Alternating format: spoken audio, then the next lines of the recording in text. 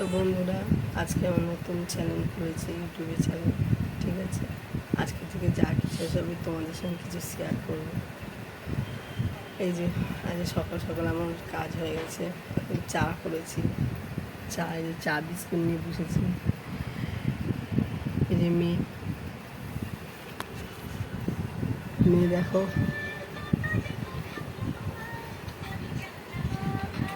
এখন চা খাবো। চা খাওয়ার পরে টিফিন হবে, তখন পরে আবার দেখা হবে। ঠিক আছে। তো বন্ধুরা, আজকে এই পটলের রেসিপিটা আমি নতুন ফেসবুকে এক দিদি ছেড়েছিল, সেটা দেখে আজকে করব। ঠিক আছে, দেখি কেমন হয়, পরে আবার তোমাদের সঙ্গে দেখা হবে।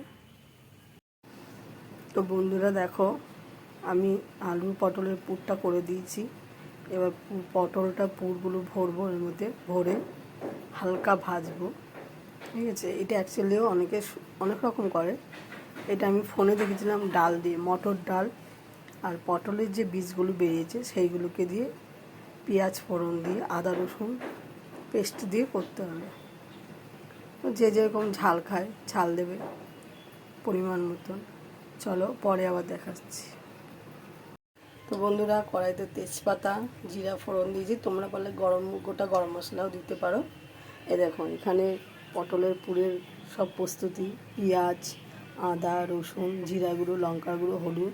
এই যে পটলটা হালকা ভেজেছি পুরটাকে ভরে, এবার পেঁয়াজ ফোড়ন দিয়ে যেমন মশলা কষায় সব কষিয়ে হালকা জল দেবে, দিয়ে এবার পটলগুলোকে দিয়ে দেবে, সিম করে ঢাকা দিয়ে রেখে দেবে।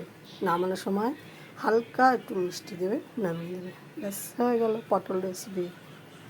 ধন্যবাদ। এই যে আজকে আমাদের ভিডিও রান্না কমপ্লিট। আজকে হচ্ছে টক ডাল, উচ্ছে বেগুন ভাজা, আলু ভাজা, পটল যেটা আমি দেখিয়েছিলাম রেসিপিটা, সেটা মাছের ঝোল কমপ্লিট।